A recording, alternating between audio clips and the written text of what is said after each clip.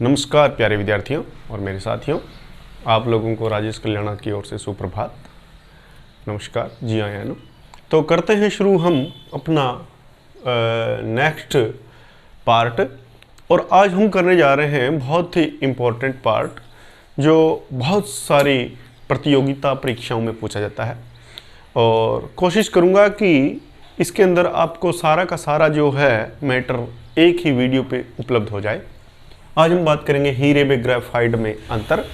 तो हीरा और ग्रेफाइट क्या है? कार्बन की क्या है बेटा? अपर रूप है। और अपर रूप किसे कहते हैं?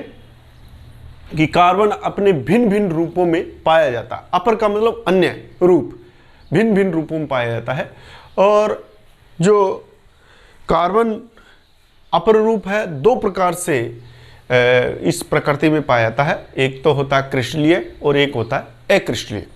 तो क्रिस्टलीय के अंतर्गत जो आते हैं वो आपके हीरा, ग्रेफाइट और फुलरिन, जिसको बकीबोलिया बकमिस्टर ने खोज की थी, इसलिए इसका नाम ग्रेफाइट का नाम बंकमिस्टर या फुलरिन या इसको बकीबोल कहते हैं। ये फुटबॉल की आकृति का होता है। तो और जो कार्बन की आपके अक्रिस्टलीय रूप है बेटा, वो आपके है जितने भी अपने ईंधन हैं पेट्रोलियम से निकलने वाले, जैसे पेट्रोल है, केरोसिन है, डीजल है, या कोई भी स्नेहक जैसे हैं कोलतार। तो ये चीज़ें क्या है? अक्रिस्टलीय। तो आज हम पढ़ने जा रहे हैं अपने क्रिस्टलीय अपर रूप, सिर्फ दो की बात करेंगे। हीरे व ग्रेफाइट में अंतर, difference between diamond and graphite. तो देखिए जो है हीरे व ग्रेफाइट के गुणों के बारे में विस्तृत चर्चा करने से पहले हम उनकी स्ट्रक्चर्स के बारे में जान लें। जब हमें इनकी स्ट्रक्चर्स के बारे में अच्छी तरह से नॉलेज हो जाता है तो उसके बाद में हमारे जो है काफ़ी सारे डाउट जो है क्लियर हो जाते हैं। तो देखिए इसमें कि जो हीरा होता है, इधर वाली साइड हमने हीरे की संरचना बनाई है, इधर वाली साइड हमने किसकी संरचना बनाई है? हीरा डायमंड की संरचना बनाई है बेटा। और इधर वाली साइड, ये जो साइड है इधर वाली साइड, इसमें हमने किसकी संरचना बनाई है? ग्रेफाइट की संरचना बनाई है। तो देखिए इसमें कि जो हीरा होता है उसकी लगातार संरचनाएं होती है, लगातार एक एक यूनिट्स होती है, जिसको एकक कहते हैं। आपने देखा भी होगा हीरा या कोई भी ऐसा डायमंड्स टाइप नकली भी देखा, आर्टिफिशियल भी बनते हैं, तो उसके अंदर हमने देखा है तो उसके अंदर काफ़ी परतें दिखाई देती है और वो परतें एक जैसी होती है बिल्कुल। तो एक जैसी ही काफ़ी सारी इकाइयों से मिलकर ही क्या बनता है? हीरा बनता है। और उसी प्रकार ग्रेफाइट में भी होती तो एक एक इकाइयाँ ही है, लेकिन ये परतों के रूप में पाया जाता है। ठीक है, ये परतों के रूप में पाया जाता है। तो देखिए आप अगर हमें कहें कि जो हीरा है उसकी जो आकृति है वो कैसी होती है? चतुष्फल की आकृति होती है बेटा। कैसी होती है? चतुष्फल की आकृति होती है। टेट्राहेड्रल स्ट्रक्चर्स होती है। टेट्राहेड्रल स्ट्रक्चर्स होती है किसकी? हीरे की। ये भी बहुत इंपॉर्टेंट बार ये स्ट्रक्चर्स के बारे में पूछा जाता है कि हीरे की स्ट्रक्चर्स कैसी होती है? चतुष्फल की है। इसके स्फलक कितने होते हैं? 4 होते हैं, चतुष्फलकीय होते हैं। जैसे मान लो ये आपके सामने क्या है? हीरे की संरचना है, और आपको पता है हीरा और ग्रेफाइट सिर्फ कार्बन की संरचना होती है, कार्बन ही इसमें पाए जाते हैं। तो कार्बन पाए जाते हैं, तो देखो ये कार्बन से मिलकर बना होता है। एक कार्बन की संयोजकता कितनी होती है? 4 होती है। तो एक कार्बन इस प्रकार से इसमें जुड़ा रहता है। देखो 4 कोनों पे इसकी संयोजकता 4 होती है, तो चारों पर कार्बन ही जुड़ा रहता है, और ये इस प्रकार से जुड़ा रहता है कि ये स्फलक इसके 4 दिखाई देते हैं। 1 2 3 और 4 दिखाई देते हैं। ठीक है, ये इस टाइप से होता है त्रिविम में कि अगर मैं यहाँ पे इसको बनाऊं आपके सामने तो ये इस टाइप से बनेगा। देखो बेटा, ये इनके बीच में इस टाइप से आकृति हो सकती है इसकी। यहाँ से मैं ये पकड़ लूँ इस टाइप से, और यहाँ से इस टाइप। तो हीरे की आकृति बीच में मान लो कार्बन है, तो ये एक दूसरे से बिल्कुल प्रॉपर एंगल से ये त्रिविम में संरचना होती है, इस टाइप से होती है, लेकिन हम उसको बोर्ड में इस टाइप से दिखाएंगे। तो देखिए ये कार्बन है, ये कार्बन है, ये कार्बन है। तो इस प्रकार से हीरे की आकृति जो होती है बेटा ये चतुष्फलकीय होती है। इसके 4 फलक होते हैं, इसके क्या होते हैं, 4 फलक होते हैं। तो और इसके प्रत्येक के बीच में कोण कितना होता है बेटा, कोण कितना बता रखा मैंने, प्रत्येक के बीच में ये कोण जो होता है 109 डिग्री 28 मिनट, कहीं कहीं पे 109 डिग्री 5 मिनट भी दिया है। तो इसमें आपको ज़्यादा कन्फ्यूजन नहीं होना है, आपको इतना ध्यान रखना है कि कार्बन कार्बन के बीच में जो कोण होता है वो 109 डिग्री तो होता ही होता है, ठीक है। और अगर हम इधर वाली साइड में इसकी बात करें बेटा, तो इसकी जो आकृति होती है वो षटकोणीय होती है। देखो आपके सामने ये षटकोणीय आकृति होती है, षटकोणीय होती है। प्रत्येक कार्बन आगे कितने कार्बनों से जुड़ा हुआ है, 1 2 3 कार्बनों से जुड़ा हुआ है। और इसमें कितने कार्बनों से जुड़ा हुआ है, एक कार्बन आगे 4 कार्बनों से जुड़ा हुआ है, 1 2 3 और 4। समझ में आ रही है आपको बात। तो इस प्रकार से ये भी डिफरेंस होगा। पहला डिफरेंस क्या हुआ कि इसकी आकृति कैसी होती है, चतुष्फलकीय होती है हीरे की, और इसकी आकृति होती है षटकोणीय। षटकोणीय को इंग्लिश में बोलते हैं ट्राइगोनल प्लेनर स्ट्रक्चर्स होती है, ठीक है।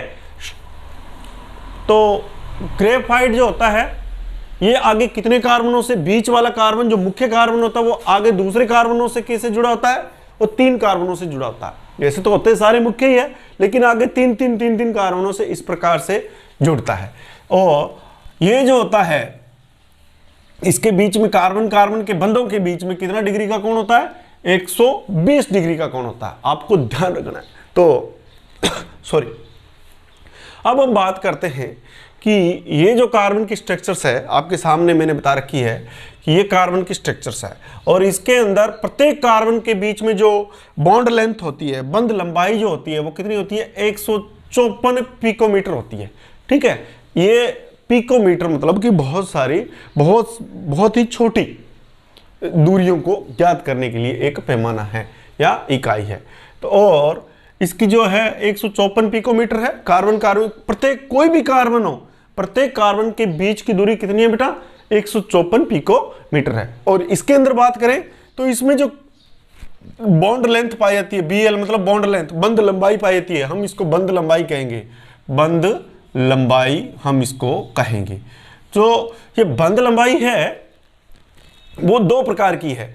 एक तो है जो ये कार्बन कार्बन जो ये कार्बन दिख रहे हैं आपको ऊपर वाली परत के, तो प्रत्येक जो पास के कार्बन हैं उनके बीच में जो बंध लंबाई होती है वो कितनी होती है, 141.5 पिकोमीटर के लगभग होती है, 141.5 पिकोमीटर के लगभग होती है।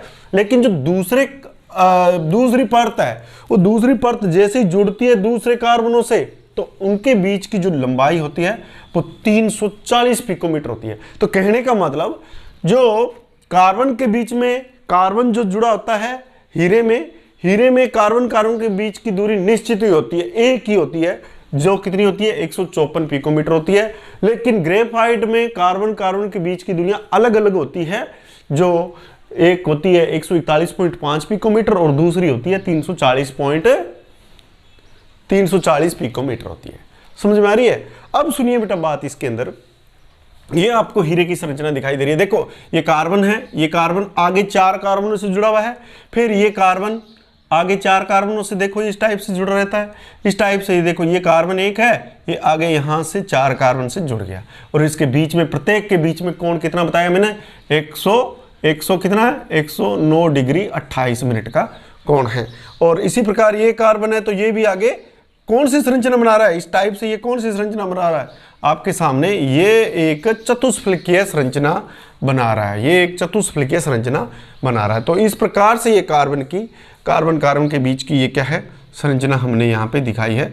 आप इसको आसानी से बना भी सकते हो, ठीक है।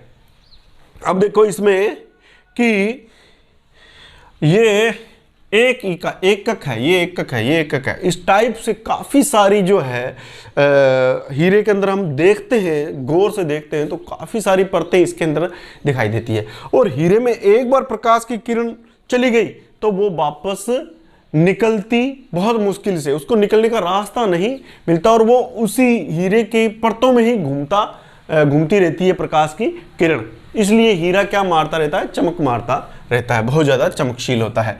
और इधर वाली साइड बात करें हम बेटा, तो इसमें देखो ये 6 कार्बन से इसको जोड़ते हैं, इस टाइप से जोड़ते हैं, इसकी ये संरचना हम बनाते हैं, साइक्लोहेक्सेन की तरह इसकी संरचना बनाते हैं, षटकोणीय बनाते हैं। ये ऊपर वाली ये परत मान लेते हैं ऊपर वाली है, और ये परत क्या है, नीचे वाली है। समझ में आ रही है? ये परत क्या है बेटा, ऊपर वाली है, और ये परत क्या है, नीचे वाली है। और इसमें प्रत्येक में कितने डिग्री का एंगल होता है, 120 डिग्री का एंगल होता है। और ये कार्बन जो होते हैं, ये परत जो है, ये परतें कौन से बंध से जुड़ी होती है, द्विबंध से जुड़ी होती है। इसमें पाई बंध भी पाए जाते हैं, द्विबंध को क्या बोलते हैं, पाई बॉन्ड। तो इसमें पाई बॉन्ड भी पाए जाते हैं। और बाकी देखिए इसमें सारे के सारे कैसे बंध पाए जाते हैं, इसमें सिग्मा बंध पाए जाते हैं, इसमें सिग्मा बॉन्ड्स पाए जाते हैं, इसको हम कहेंगे सिग्मा बंध। और आपको मैं बता देता हूं कि सिग्मा बंध ज्यादा मजबूत होते हैं किससे, पाई बंधों से। पाई बंध जो होते हैं आपस में जो होते हैं पार्श्वीय अतिव्यापन करते हैं, लेकिन जो सिग्मा बंध होते हैं वो आपस में अक्षीय अतिव्यापन मिलते हैं, तो ये ज्यादा मजबूत होते हैं। और देखिए तो इसमें हमें पता चल गया कि हीरे की संरचना में सिर्फ और सिर्फ कैसा बंध होते हैं, कैसे बंध होते हैं, सिग्मा बंध होते हैं।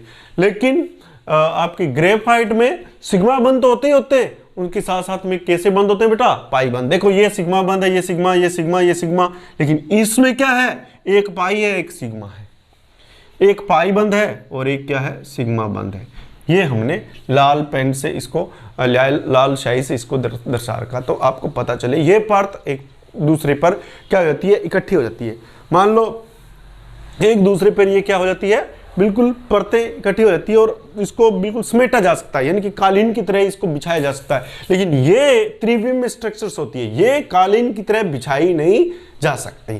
तो ये आपको समझ में आ गई, तो इस बात को आप अच्छी तरह से देख लेना। तो सबसे पहले हमने क्या बताया इसमें बेटा, सबसे पहले ये बताया कि जो कार्बन की जो संरचना अपर रूप होते हैं वो 2 होते हैं, एक हीरा एक ग्रेफाइट होता है, तो एक फुलरिन भी है, उसकी चर्चा हम नेक्स्ट वीडियो में करेंगे। हीरे के अंदर इसकी स्ट्रक्चर्स होती है वो चतुष्फलकी की होती है, और इसके अंदर ग्रेफाइट में षटकोणीय ट्राइगोनल प्लेनर में होती है। कार्बन कार्बन के बीच में इसमें बंध कितना होता है, बंध कोण वो होता है 109 डिग्री 28 मिनट, और इसमें 120 डिग्री ग्रेफाइट में होता है। इसके अंदर जो है बंध लंबाई जो होती है, बंध लंबाई 154 पिकोमीटर होती है, और इसमें बंध लंबाइयां 2 होती है, एक तो ऊपर वाली परत के कार्बन कार्बन या नीचे वाली कार्बन का, ये बंध लंबाई कितनी है 141.5 पिकोमीटर है, लेकिन ये बंध लंबाई ज्यादा है, इसलिए इसको कितना बताया 340 पिकोमीटर होती है। और उसके बाद में अब हम बात करते हैं कि ये कार्बन 4 कार्बनों से जुड़ा हुआ है, और ये कार्बन बीच वाला 3 कार्बनों से जुड़ा हुआ है।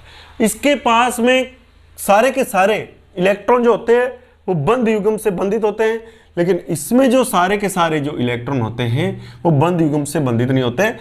इसमें कुछ इलेक्ट्रॉन फ्री रहते हैं, जिसको लोन पेयर कहते हैं या अयुग्मित इलेक्ट्रॉन कहते हैं।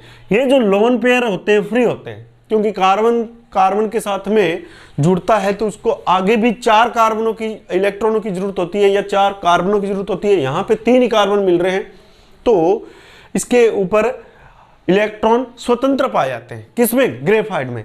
और ये स्वतंत्र इलेक्ट्रॉन ही क्या करते हैं, विद्युत का चालन करते हैं। ये स्वतंत्र इलेक्ट्रॉन क्या करते हैं बेटा, ये विद्युत का चालन करते हैं। मैं यहाँ पे लिख देता हूं कि ये स्वतंत्र इलेक्ट्रॉन क्या करते हैं, विद्युत का चालन करते हैं। तो इसमें आप देखिए हमने सबसे पहले तो ये बात की कि इसके अंदर फ्री मुक्त इलेक्ट्रॉन नहीं होते, इसके अंदर मुक्त इलेक्ट्रॉन होते हैं, इसलिए विद्युत का क्या है, सुचालक होता है ग्रेफाइट। ग्रेफाइट के बारे में ऐसा कहा जाता है कि कौन सी अधातु है जो विद्युत की सुचालक होती है, तो वो ग्रेफाइट है। ठीक है, कार्बन क्या है, अधातुओं में आता है। अब आपको इसके बारे में बता दें कि हीरा जो होता है वो विद्युत का क्या होता है, कुचालक होता है। ठीक है, हीरा क्या होता है, विद्युत का कुचालक होता है। इसके अंदर कितना डिग्री का कोण होता है, 109 डिग्री 28 मिनट, इसके अंदर 120 डिग्री का कोण होता है। ये कार्बन के ऊपर 4 कार्बन से जुड़ता है, ये कार्बन के ऊपर 3 कार्बन से जुड़ता है, और ये इतना ज्यादा मजबूत होता है, कठोर होता है। अगर हमें कोई कहे कि कौन सा धातु सर्वाधिक इस धरती पर या पृथ्वी पर कठोर है, तो वो क्या है, हीरा है। और ये क्यों कठोर हो जाता है, क्योंकि इस पर ये खानों में निकलता है, कोयले की खानों में निकलता है। इस पर मिट्टी का या परतों का बहुत सारा दबाव आ जाता है और हाई टेम्परेचर और हाई प्रेशर के कारण क्या हो जाता है बेटा, ये आपके बिल्कुल दबाव के कारण ये बहुत ज़्यादा मजबूत हो जाता है और ये कठोरतम हो जाता है। इसलिए इसका उपयोग, हीरे का उपयोग किस में किया जाता है बेटा? हीरे का उपयोग पत्थरों को काटने में और आपके जो ग्रामोफोन की सुई जो होती है जिससे अपने मजबूत चीज़ों को सीलते हैं, तो उसके अंदर भी इसका उपयोग किया जाता है। ठीक है, तो इस प्रकार से आपको बताया। अब हम इसके डिफरेंस लिख रहे हैं, आपको बता देते हैं। ये आप अगर इसका शॉर्ट स्क्रीन लेना चाहते हो तो ले लीजिए और एक एक बात आप इसको नोट करना, अपने शब्दों में नोट करना, तो आपको ज़्यादा समझ में आएगा।